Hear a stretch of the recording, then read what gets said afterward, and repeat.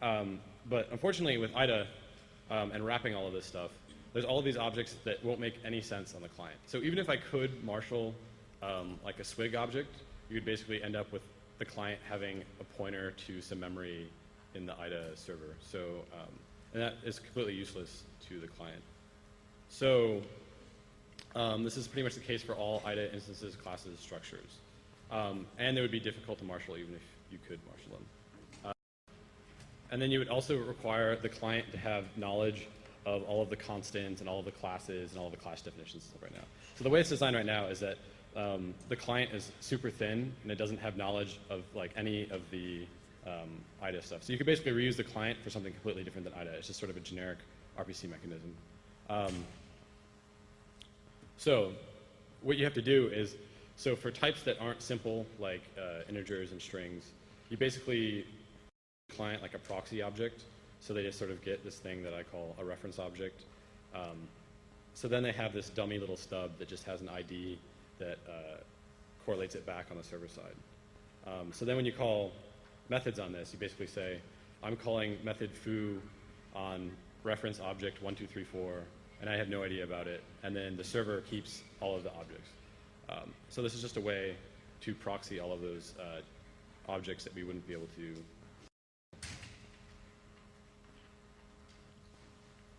So basically the way this is implemented is when the RPC server calls a IDA function, it gets all the return values. And then it walks through all of the return values. And it has like a whitelist of things not to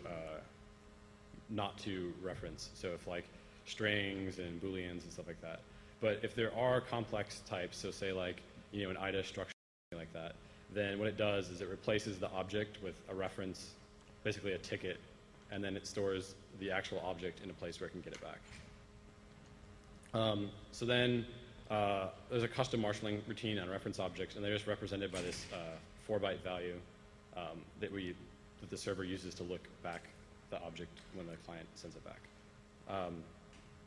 So then the server tracks all of these reference objects per session. One of the nice features about IDA-Rub is that you can connect multiple clients at the same time, and then all of the objects are separate between the clients.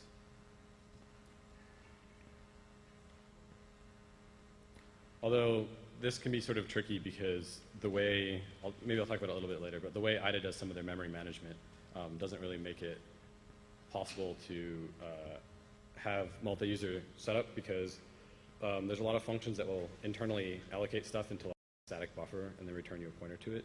So if two independent people call the same function, the data is going to get overwritten because IDA is just reusing one thing.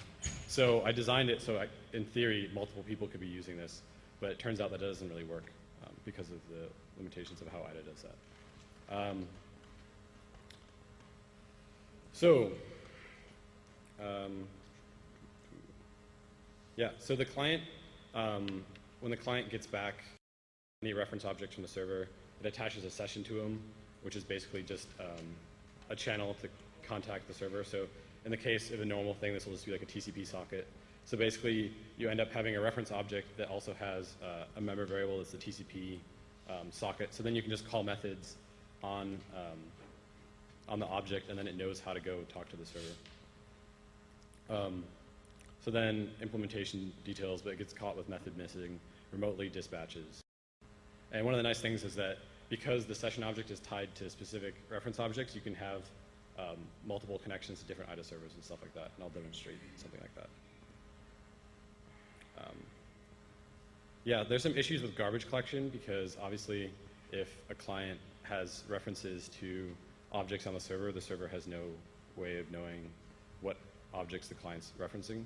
So basically, it leaks memory until you disconnect, and then it everything. So some actual demonstration because that was really boring. Does anybody have any questions yet? Okay. So I'll just open a random IDB here. So this is IDA, and then I can just launch my plugin, and then I can just start the server, and then you can get started on localhost port 1234. 1234.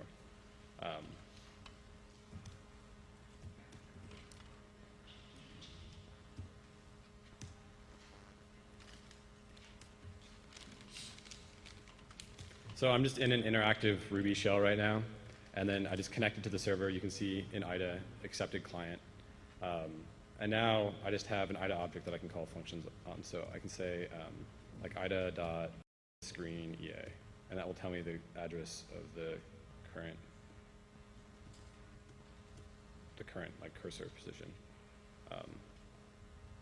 So you can do whatever IDA like get cursor, and it will return the 12.7 or my x and y coordinates, stuff like that. So basically, this is, I mean, it's pretty simple to see, but so what's happening is that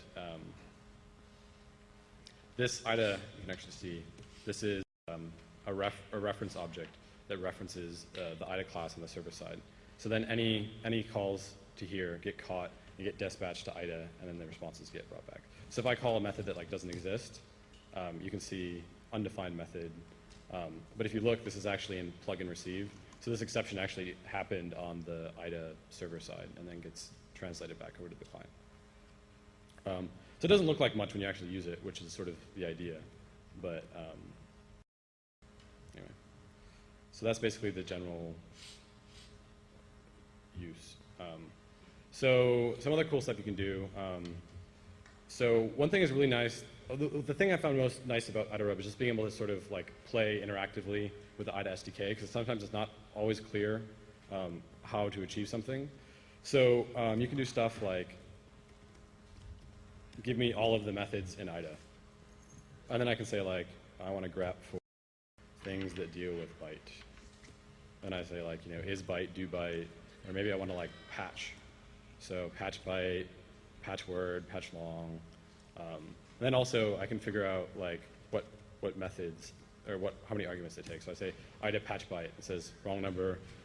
You gave me 0 arguments. I expected 2. So obviously patch byte is going to take like an address and then the byte to patch the new value. So it's pretty nice just to be able to like interactively query IDA and then like grep for stuff, because the headers are sort of really hard to get all the information out of. So this is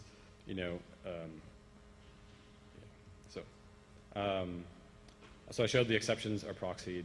And then also, in order to access constants, you can say like ida.badaddr, which is all Fs.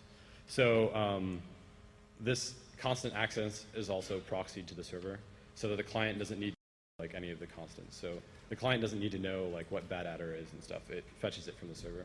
So the client's really thin, which is pretty nice. Okay. So then, and it takes more work to make IDA still usable while you're running the server. So IDA is single-threaded and it's not thread-safe. So you can start another thread in IDA and call some functions, but chances are there's going to be like a lot of race conditions, and it's just not like a reliable way of doing this. So there's a few different approaches that you can take, but what we ended up doing is we need our RPC server and the GUI to share the same thread, so that's the easiest way to do it. So how we did this is you create a hidden window and then a handler, and then you use a Windows API called winsock async select. And basically what happens is when there's any network activity on a socket, it's like a select, but then it creates a message to a given window, and then our handler handles it. And that will all happen in the main GUI thread. So when you start the IDA Rub plugin, it's going to create a hidden window. We call it the control window. This window has a window handler, and then we set up select on any sockets we have, for example, the server socket. Our plugin returns, and as far as IDA thinks, we just had a plugin that ran for like 1 second, and it thinks we're completely done. But when there's any messages on the socket that we set up the select for, a window message will get sent, and IDA will process this message in its GUI loop and dispatch it to our handler. So we sort of have an interrupt-driven IDA interface. So whenever we have network events, we have a way of processing those network events inside of the same main thread that IDA is running in. And this is basically what you have to do in order to be able to call IDA SDK functions without blocking the GUI thread indefinitely.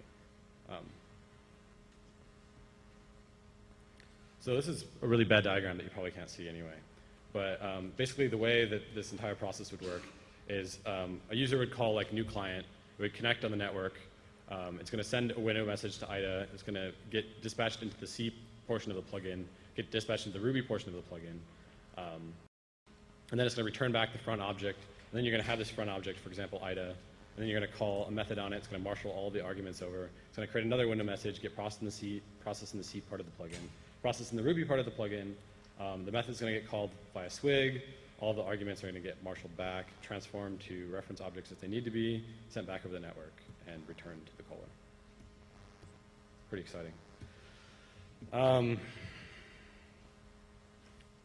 So, a lot of considerations with this design. So one is that there's a very high latency for any function call you're going to make to the IDA SDK. So because we have to go through this whole step of you marshal all of the data, you send it over the network, causes a window handler, gets processed. So you can basically sort of think of API calls to IDA like you would think of like system calls or something like that, but even slower. So you want to try to do things that minimize the number of API calls. But IDA was obviously not designed to be have high latency method calls like this. So the functions aren't designed to do like batch operations. It's pretty much like it's common to have to call tons and tons of methods in like a loop to do anything. So it's kind of unfortunate because your plugins can potentially be really slow because it has to go over the network for all these calls. So one alternative you could do is you could write specialized functions on the server side that do batch processing. So basically you give it like a list of tasks to do and then it would do them all and then return back the list of results. And this would help with the latency. But since it also supports executing scripts locally, then obviously you're not running over the network. You can do that too. So basically if you have performance critical scripts, you can just run them locally. And otherwise you can run them over the network. That works fine. So in terms of security, there isn't any because we have this generic RPC mechanism where we can just call any methods on any objects inside the interpreter. So there's not really any protection. And there's no password or SSL or anything like that. So if you expose the IDA rub service on the network, then anybody can run commands and do whatever, execute code. Does anybody have any questions on that part yet? Sorry, these details are all really terribly boring, but the plan for the future is, so I spent a lot of time, I sort of glanced over a lot of these details because there's just a lot of pieces that were just very implementation like details like, so I spent a lot of time working on like the foundations to make it really reliable and generic and stuff like that. So, but I haven't actually written that many IDA rub scripts. So I'm starting to try to do. And then also there was another person who was working on a higher level API for IDA rub. So there's someone who's not me, some guy who I don't know very well, released this like API on top of IDA rub that allows you to have more Ruby-like access. So I don't have any higher level APIs, but someone else does. And I started to work on something called IDA routils, which is like IDA rub